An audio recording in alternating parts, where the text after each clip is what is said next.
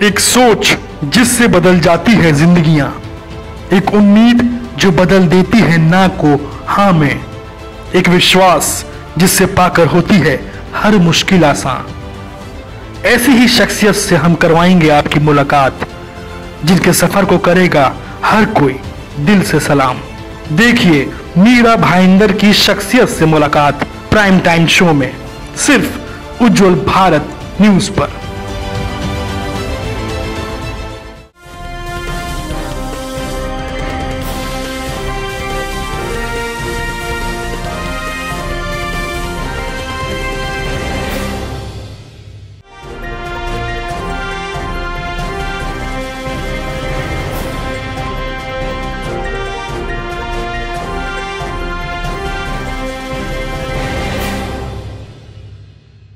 दोस्तों नमस्कार, बहुत बहुत नमस्कार। हमारे कार्यक्रम में मीरा भाईंदर की शख्सियत, इस प्रोग्राम का जो नाम आपने सुना ही होगा, और आज हम फिर से हाजिर हैं प्रोग्राम में एक ऐसी शख्सियत को लेकर जिसके पास कभी ना कभी हर कोई जाना मजबूरी समझता है, क्योंकि दांत के रोग जब हो जाते हैं तो दंत चिकित्सक की याद आती है। इसी सिलसिले में आज हमने आमंत्रित किया है सुप्रसिद्ध दंत रोग चिकित्सक जो मीरा भाईंदर में अपना क्लिनिक चलाते हैं, डॉक्टर रवि पांडे साहब। रवि पांडे जी, आपका बहुत बहुत स्वागत है। मैं नमन प्रकट करता हूं और मैं आज के इस प्रोग्राम में मुझे आमंत्रित करने के लिए आप सभी से धन्यवाद प्रकट करता हूं। तो दोस्तों, अब हम सिलसिला शुरू करते हैं सवालों का। आपके जहन में भी कई सवाल मौजूद होंगे, क्योंकि आप चिकित्सक के पास जाते हैं, खासतौर से दंत चिकित्सक के पास, तो एक छवि सी होती है कि बहुत सारे औजार, एक बड़ा सा क्लिनिक और क्या ऑपरेशन होगा हमारे दांतों का। खैर, वो हम चर्चा करेंगे आगे। लेकिन डॉक्टर साहब, ये बताइए कि आपने डेंटिस्ट्री और ख़ास तौर से जो स्माइल डिजाइनिंग है, उसी को क्यों चुना?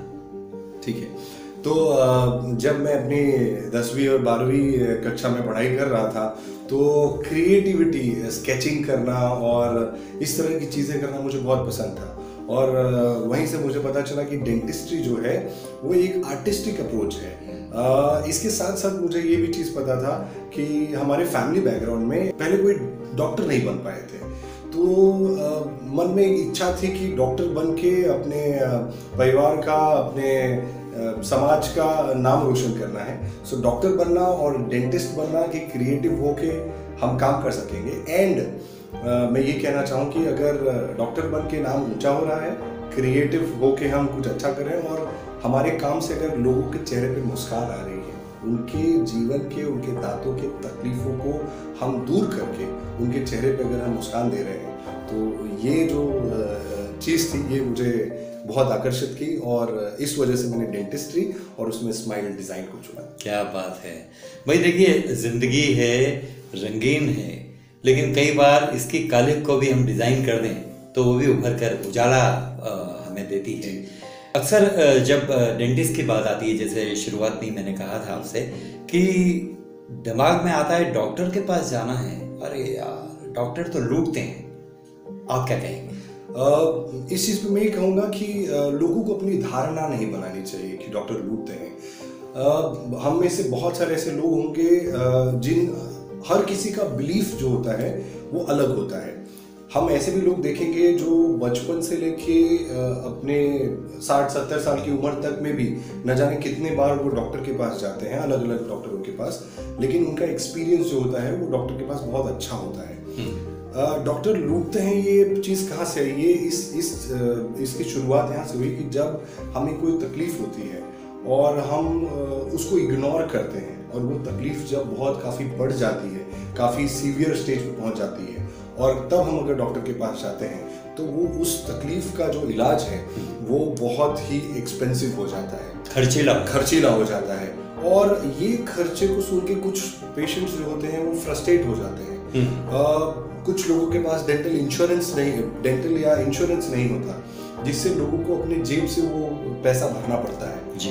और मैं ये भी बताना चाहूँगा कि दवाएं जो हैं, जो रिसर्च हो रही हैं और इस तरह की चीज़ें हो रही हैं जो अच्छी मेडिकल और डेंटल सुविधा अगर एक डॉक्टर को एक पेशेंट को देनी है तो उन्हें वो सारी मशीनरीज, उन्हें वो सारी मेडिसिन, उन्हें वो सारी स्टडीज जो पढ़ाई होती है, अपने आप को अपग्रेड करना, इन सारी चीज़ों के पीछे जो है वो बहुत सारा पैसा लगता है। बट कहीं ना कहीं आपका ट्रीटमेंट इस तरीके से खर्चीला हो जाता है। तो लोगों का परसेप्शन है, मैं ये नहीं कहूँगा कि सारे डॉक्टर्स अच्छे ही होते हैं, किसी का एक्सपीरियंस बुरा होता होगा, किसी का एक्सपीरियंस अच्छा होता होगा, लेकिन अगर आपका एक्सपीरियंस बुरा भी है तो किसी और के एक्सपीरियंस को उसका बिलीफ मत बनाए। डॉक्टर साहब, आप भी तो काफ़ी महंगे चिकित्सक कहे जाते हैं, ये हमने जाना है, पहचाना है, लेकिन इसके बावजूद आपकी जो मकबूलियत है, प्रसिद्धि है, वो बनी हुई है। क्या कहना चाहेंगे आप? महंगे होना इन द सेंस कि अगर आपका काम अच्छा है और अगर आपने पास में बहुत अच्छा काम किया है और पेशेंट्स आपसे सेटिस्फाइड हैं तो आपके जो चार्जेस होंगे वो मैं कॉस्टली और एक्सपेंसिव में डिफरेंस यहाँ पे बताना चाहूँगा। फॉर एग्जांपल, जैसे मैं डेंटिस्ट हूँ और हम एक कैप लगाते हैं रूट कनाल के बाद, और किसी डेंटिस्ट का रूट कनाल के बाद कैप का प्राइस 2000 है और किसी का 5000 है, तो मैं डिफरेंशिएट ऐसे करूँगा कि कॉस्टली और एक्सपेंसिव में फ़र्क ये है कि एक्सपेंस वो होता है जो आप एक बार करते हो और आप भूल जाते हो। जैसे 5000 रुपीज़ का आपने क्राउन किया, एक बार किया और उसके बाद आप भूल गए, लेकिन कॉस्टली वही क्राउन आपको तब पड़ेगा जब आपने इनिशियल में 2000 भरना पसंद किया, लेकिन बाद में उसके जो मेंटेनेंस के खर्चे हैं वो इतने छोटे छोटे फ्रेगमेंट्स में आते हैं कि 10 साल के बाद आपको 5000 से भी महंगा हो जाता है। ओके। डेंचर जब बनाते हैं या दांत को आप ट्रांसप्लांट करते हैं तो मटेरियल की जो बात चल रही थी, तो उसमें मेरे ख्याल से जब आप एक्सपेंसिव हैं तो अपने जो पेशेंट आते हैं उनको भी सलाह देते होंगे कि एक बार ही आप करवा रहे हैं तो इसका जो मटेरियल है वो अच्छा चुनिए। बिल्कुल, ये बात हर एक डेंटिस्ट को अपने पेशेंट से कहनी चाहिए और हर एक पेशेंट को अपने डेंटिस्ट से पूछनी चाहिए। हमें पता है कि हर वो चीज़ में क्वालिटीज़ हैं। अगर फॉर एग्जांपल मैं एक डेंचर 20,000 में करता हूँ और एक डेंचर 40,000 में और एक डेंचर 60,000 में, अगर हम 3 डेंचर की बात करें तो देखिए कि तीनों डेंचर में फ़र्क यहाँ से आएगा कि जो 20,000 वाला डेंचर होगा वो मैं जिस लैब में बनवाऊंगा उस लैब की कॉस्टिंग कम रहेगी, लेकिन जो 60,000 का डेंचर मैं पेशेंट को देना चाह रहा हूँ वो जो लैब होगा वो इंडिया का सबसे टॉप लैब होगा। वहाँ पे जो टेक्नीशियन होंगे उस लैब में, जो कारीगर होंगे जो उस डेंचर को बना रहे होंगे, वो बहुत ही सर्टिफाइड और बहुत ही एक्सपीरियंस्ड होंगे। जी डेफिनेटली, अगर एक्सपर्टीज देख रहे हैं, अच्छे मटेरियल्स देख रहे हैं और अच्छे टेक्नीशियन देख रहे हैं तो जो है कॉस्ट जो है वो वहाँ पे जस्टिफाई करता है। मैं हमेशा पेशेंट को कहूँगा ऑप्शन पूछिए और ऑप्शंस को समझिए कि ये ट्रीटमेंट या ये डॉक्टर महंगे क्यों हैं, और अगर आप जस्टिफाइड हैं, अगर आपको लगता है कि ये जो डॉक्टर ने ये बात कही है ये सच में इनकी बातों से लग रहा है कि हाँ, और इनका पास्ट एक्सपीरियंस है, इन्होंने जो पेशेंट्स का इलाज किया है, अगर वो संतुष्ट है तो आपको हमेशा अच्छी क्वालिटी की तरफ ट्रीटमेंट करना। बातचीत अभी और जारी रहेगी। हम ये जानना चाहेंगे डॉक्टर साहब कि डेंटिस्ट्री जो है इसमें भविष्य क्या है? मैं बताना चाहूँगा, चाहे अगर आप पेशेंट हैं या अगर आप एक उभरते हुए बडिंग जो कहते हैं स्टूडेंट है, अगर आप डेंटिस्ट का कैरियर मानना चाहते हो तो मुझे सिर्फ भारत में नहीं दुनिया में डेंटिस्ट्री का भविष्य जो है वो बहुत ब्राइट और बहुत उज्जवल लगता है। कितना स्कोप है? बहुत स्कोप है। ईश्वर ने जो भी हमें दांतों की स्ट्रक्चर दी है, लोग उसे ईश्वर की देन मान के उससे चला लेते थे। शोबिज़ में है, अगर बहुत सारे एक्टर और एक्ट्रेसेस हैं जो कि सब कुछ अच्छा है, लोग बहुत तरह की उनकी ईटिंग के हैबिट्स काफ़ी बिगड़ गई है, और इसको बिजनेस के तौर पे नहीं देखिए, इसको हम ये देखते हैं एक सेवा है। एक सेवा है। आपको लोगों के चेहरे पे मुस्कान लाने का आपको एक मौका मिल रहा है, और अगर उनके दांतों में तकलीफ है तो उनके दर्द को दूर करके उनको बैक टू नॉर्मल लाने के लिए आपको सेवा करने का मौका मिल रहा है। आज तो सोशल मीडिया की बात होती है, हमारे जो बच्चे हैं, आज की पीढ़ी है, वो टिप्स पे सब कुछ हासिल कर लेती है, लेकिन उसमें कितना सच होता है, कितना मिथ होता है, कितना भ्रम होता है, और वो कितनी सहायता करता है। तो आज हमारे देखने वालों को और सुनने वालों को आप क्या टिप्स खास तौर से देना चाहेंगे? तो टिप्स की अगर हम बात करें तो दिन में एक बार और रात को एक बार, 2 बार, एंड स्पेशली रात को जो ब्रश करना है वो बहुत ही महत्वपूर्ण है। इसके साथ साथ मैं ये भी चीज़ पे स्ट्रेस करना चाहूँगा, क्योंकि हमारी डाइट और हमारी जो जनरेशन है, अभी वर्क लाइफ बैलेंस बहुत बिगड़ गया है। लोग रात को 2-2, 3-3 बजे तक काम करते हैं, तो उनको भूख लगती है, तो समय बेसमय लोग खाना खाते हैं, स्नैक्स खाते हैं। इस चीज से हमें ये ध्यान रखना है कि उनको दांतों की प्रॉब्लम बहुत ज्यादा होगी। फ्लॉसिंग करके कोई चीज होती है, एक धागा होता है जिसे अपने हाथ में बांध के अपने हर 2 दांतों के बीच में डाल के आगे पीछे करना होता है। वो केमिस्ट क्या मिलता है? केमिस्ट क्या मिलता है। और मैं आपसे कहना चाहूंगा कि आप अपने डेंटिस्ट के पास जाइए और उनसे पूछिए कि ये फ्लॉसिंग कैसे की जाती है। हर बार खाने के बाद कुल्ला करना, और कुल्ला करने में मैं रूल ऑफ 3 लगाता हूं, एक बार नहीं 3 बार कुल्ला कीजिए। आप ये देखेंगे जब तीसरी बार आप कुल्ला कर रहे होंगे तो आपके मुंह से साफ पानी आने लगेगा। इसका ये मतलब है कि आपका मुंह पूरी तरीके से साफ हो चुका है। लास्ट एक और टिप मेरी ये रहेगी कि खाने में ऐसी चीजों को चूज करें जो टूथ फ्रेंडली हो। जैसे एप्पल की हम बात करें, ककड़ी की बात करें, गाजर की बात करें, तो ये सारी चीजें हमारे स्वास्थ्य के लिए तो अच्छे होते ही है, हमारे दांतों पे फ्रिक्शन, रबिंग प्रोवाइड करते हैं और हमारे दांतों को नेचुरली क्लीन करते हैं। और मसूड़ों को, मसल्स को मालिश भी होती है। बिल्कुल मालिश होती है। बहुत ही अच्छा टिप आपने व्यूअर से शेयर किया। मेरी किताब जो आने वाली है कुछ 1-2 महीनों में ये किताब आ जाएगी। अच्छा। जिसका नाम है स्माइल सीक्रेट्स। स्माइल सीक्रेट्स, याद रखिएगा। हाँ, तो स्माइल सीक्रेट्स में मैंने लोगों को बताया है कि किस तरह से आपकी smile, how can you transform your life by transforming your smile. आप अपनी स्माइल को ट्रांसफॉर्म करके अपनी जिंदगी को कैसे ट्रांसफॉर्म कर सकते हैं और बेहतर कर सकते हैं। हम वो सारी चीजें नहीं सीख पाते हैं या हम कहीं ना कहीं भूल जाते हैं। तो इस किताब के माध्यम से मैंने लोगों को बताया है कि किस तरह से जीवन में हमें मुस्कुराते रहना चाहिए। स्माइल का इंपॉर्टेंस मैंने एक्सप्लेन करने की कोशिश की है कि प्रोफेशनली, पर्सनली और सोशली। इसके साथ साथ मैंने उस किताब में ओरल हाइजीन के बहुत सारे टिप्स बताए हुए हैं कि टूथब्रश खरीदते वक्त, टूथपेस्ट खरीदते वक्त, टूथब्रश यूज करते वक्त आपको क्या सारी चीजें ध्यान रखनी चाहिए। तो मैंने ये जानकारी लोगों तक पहुंचाने की कोशिश की है ताकि भारत ही नहीं, भारत के बाहर भी जो लोग होंगे वो किताब को पढ़ के बहुत सारी दांतों की तकलीफों से वो दूर हो सकते हैं। आपकी आगामी जो किताब है उसके लिए अग्रिम शुभकामनाएं धन्यवाद। हमारे चैनल की ओर से। और एक, जब आप टिप्स बता रहे थे तो मेरे दिमाग में एक बात आई जो हमारे घर के बच्चे भी सवाल करते हैं।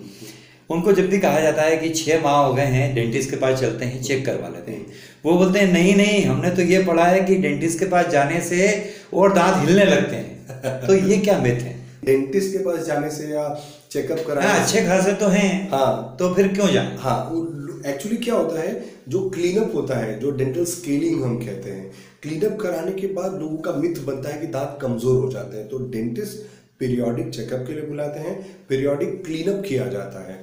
अब ये क्लीनअप क्या होता है? जब हमारे दांतों के, स्पेशली हमने देखा होगा हमारे जो नीचे के दांत है अंदर की तरफ, वहाँ येलो कलर का, पीले कलर का कुछ पदार्थ है जो जम जाता है, जिसे हम कैलकुलस कहते हैं। जो इनिशियल, जब अपनी शुरुआती स्टेज पे होता है तो हमारे मसूड़ों को या हमारे दांतों को बहुत ज्यादा तकलीफ नहीं देता, लेकिन यही कैलकुलस जब बढ़ने लगता है और काफी मात्रा में, बाहर तो ठीक है, मसूड़ों के अंदर फैल जाता है, तो वो पायलिया जैसी बीमारी को रूप दे देता है, जन्म देता है, जिसकी वजह से दांत हिलने लगते हैं। अब डेंटिस्ट के पास जब लोग पीरियोडिक चेकअप के लिए जाते हैं, तो डेंटिस्ट इन कैलकुलस या प्लाक को क्लीन कर देते हैं।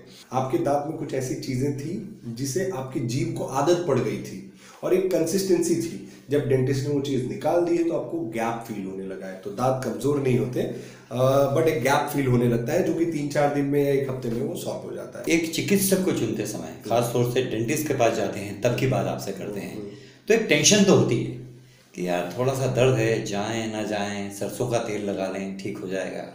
बहुत सारे घरेलू उपाय अपनाते हैं। तो दिमाग में क्या रखते हुए हम आपके पास आए, ये हमारे सुनने वालों को बताइए और देखने वालों को बताइए। बहुत ही अच्छा प्रश्न है। ये मेरा पर्सनल ओपिनियन है कि जब भी हम तकलीफ में होते हैं, हम डॉक्टर के पास तभी जाते हैं। पहले वो प्रॉब्लम को हम इग्नोर करते हैं, चाहे वो दांतों की प्रॉब्लम हो या हमारे ओवरऑल सेहत की प्रॉब्लम हो। फिर वो हम कुछ घरेलू नुस्खे अपनाते हैं और लास्ट में जब वो प्रॉब्लम बढ़ जाती है तब हम डेंटिस्ट या डॉक्टर के पास जाते हैं। मैं व्यूअर्स से ये रिक्वेस्ट करना चाहूँगा कि आपकी प्रॉब्लम कितनी भी स्टार्ट हो, 1 या 2 दिन में ही आप डॉक्टर के पास जाइए, उस प्रॉब्लम को समझिए कि वो प्रॉब्लम है क्या। तो यहाँ पे हमें ये ध्यान देना है कि डेंटिस्ट के पास या डॉक्टर के पास हम तब जाएं जब हम एकदम हेल्दी हों, ताकि आपका पूरा फोकस ये समझने में आप लगाएं कि ये डॉक्टर साहब हैं कैसे, इनका व्यवहार कैसा है, क्या ये पेशेंट्स को अच्छी खासी समय देते हैं या नहीं देते हैं। का तंबाकू और इस तरह की जो अनुपयोगी चीज़ें हैं वो उपयोग में ज़्यादा आ रही है। मेल जो आपके पास पेशेंट आते होंगे, तो क्या आप उनको ये सुझाव देते हैं कि भाई छोड़ दीजिए?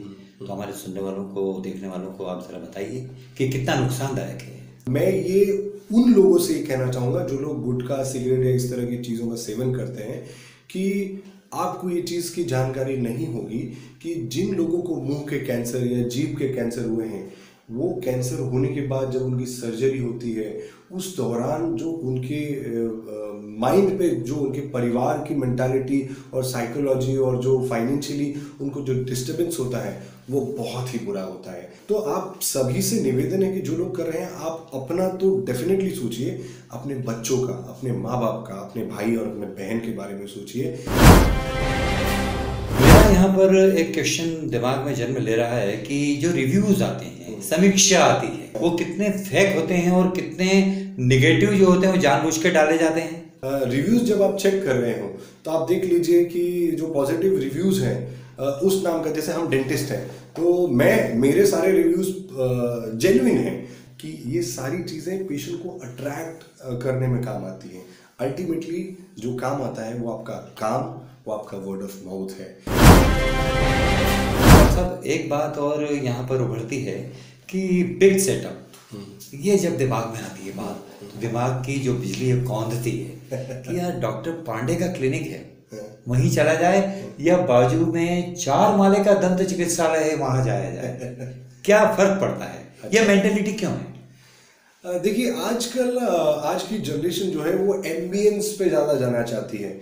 उन्हें लगता है कि एक्सपीरियंस जो होता है वो बहुत ज़्यादा मायने रखता है। सेटअप, बड़ा सेटअप होना मतलब बड़ा खर्चा होगा आपका, ऐसा नहीं है। डॉक्टर अच्छे होंगे, सिर्फ ये बात भी पूरी तरीके से सही लागू नहीं होती। आपके लिए डॉक्टर का एडवाइस और डॉक्टर की सर्विस ये मायने रखती है। जैसे कि डेंटिस्ट है बट सेटअप नहीं भी और मैं ये सारी चीज़ें कर रहा हूँ, तो आपको ये ध्यान देना चाहिए। कई बार अवॉर्डेड चिकित्सक होते हैं, अपने क्लिनिक में घुसते से ही एक सेटअप दिखता है, इतने अवार्ड प्राप्त है, ये इतनी उपाधियां मिली है, और सेलिब्रिटीज के साथ उनकी तस्वीरें कितना आकर्षण का केंद्र बनती हैं या सेवा को प्रभावित करती हैं। डेफिनेटली अवार्ड्स और सम्मान जो है वो बहुत मायने रखते हैं। रही बात सेलिब्रिटी पिक्चर्स की, तो 2 ही तरह की चीज़ें होती है। युवा लोग होंगे, मैं उनसे ये कहना चाहूँगा कि अगर आपने उन सेलिब्रिटी या उन पॉलिटिशियन का अगर आपने इलाज किया है या उनकी इलाज में आपने योगदान दिया है, कंट्रीब्यूशन किया है, तो आप वो पिक्चर लगाइए। अदरवाइज एयरपोर्ट पे जाते वक्त या फंक्शन में आप मिल रहे हैं और आपने किसी सेलिब्रिटी से अगर फोटो खिंचाया है तो उसको अपने क्लिनिक में न लगाइए, क्योंकि वो लोगों को गुमराह करते हैं। किसी भी दंत चिकित्सक को क्या और कैसी मदद की जरूरत पड़ती है, समय समय पे आप करते हैं, तो वो विस्तार से बताएं थोड़ा। जी। तो मैं वाइस डेंटिस्ट के नाम से एक इनिशिएटिव चलाता हूँ, जहाँ पे मैं जो नए डेंटिस्ट आ रहे हैं वो बहुत ही हताश हैं। उन्हें लगता है कि डेंटिस्ट्री में स्कोप नहीं है, उन्हें लगता है कि डॉक्टर्स का नाम बहुत ख़राब हो गया है। और अगर आप पेशेंट का जो एक्सपीरियंस है, इलाज है, अगर उस पर आप फोकस करते हैं तो डेंटिस्ट्री और डॉक्टर्स की जो फील्ड है वो बहुत आगे जाएगी। चिकित्सकीय जो फील्ड है, क्षेत्र है, उसके अलावा भी आप भी एक हस्ती हैं चिकित्सक के रूप में, तो मैराथन, टेनिस, किताबें पढ़ना, ये एक चिकित्सक के लिए कितना ज़रूरी है? मैं मैराथन दौड़ता हूँ, मुझे दौड़ लगाना बहुत अच्छा लगता है। मैं टेनिस खेलता हूँ जिससे मुझे बैक एक की प्रॉब्लम नहीं हो। हम फिट रहेंगे, शरीर से फिट रहेंगे तो हम मेंटली फिट रहेंगे और हमारे पेशेंट्स को वो कहीं ना कहीं दिखेगा। लोग फिट डॉक्टर को ज़्यादा प्रीफर करते हैं, ये स्टडी कहती है। डॉक्टर साहब, ये भी होता है कि आवश्यकता जो है वो आविष्कार की जननी होती है। आप इतने बड़े चिकित्सक हैं और इतने तमाम सारे इक्विपमेंट्स जो शामिल किए जाते हैं, एक पेशेंट को तो सुविधाजनक होते ही हैं, तो आपने कभी नहीं सोचा कि कोई ऐसी चेयर बन जाए कि बैठ के भी थोड़ा थोड़ा इलाज हो, ताकि वो जो कमर का दर्द है या जो दिन भर खड़े रहना है मैक्सिमम, तो वो भी एक दूरी बन जाए उससे और आपको भी आराम मिले, फिटनेस में एक मंत्र ये भी हो जाए। बिल्कुल, बट इस तरह की ज़्यादा चीज़ें अनफॉर्चुनेटली नहीं आ पाई हैं। जब तक पेशेंट का काम सक्सेसफुली नहीं हो गया हम रुकना। अब उसमें क्या होता है, हमें पेशेंट का काम करते वक्त हमें हमारा फोकस ये रहता है कि पेशेंट को तकलीफ भी नहीं हो, हमारा काम भी सक्सेसफुल हो जाए, और अगर हमारी बैक एक हो रही है तो हम उसको चला लेते हैं कितनी बार। तो मुझे लगता है फिटनेस पे बहुत ध्यान देना चाहिए। फिटनेस एकमात्र ऐसा सॉल्यूशन है जिससे डेंटिस्ट फिट रह के एक्टिवली पेशेंट पे काम कर सकते हैं। भले ही ऐसी चेयर ना बनी हो जो आपको आराम दे, लेकिन हम अपने इस प्रोग्राम को यहाँ विराम देंगे, क्योंकि आपने तमाम सारी दंत चिकित्सा से जुड़ी और दांतों की जो समस्याएं हैं उनको लेकर जो बातें बताई है। उम्मीद है दोस्तों कि आपको ये इंटरव्यू, ये जो साक्षात्कार है पसंद आया होगा और आपके काम का लगा होगा। डॉक्टर साहब, आप हमारे स्टूडियो में आए और इतनी सारी जानकारी दी अपने बारे में, दंत रोगों के बारे में। बहुत बहुत धन्यवाद।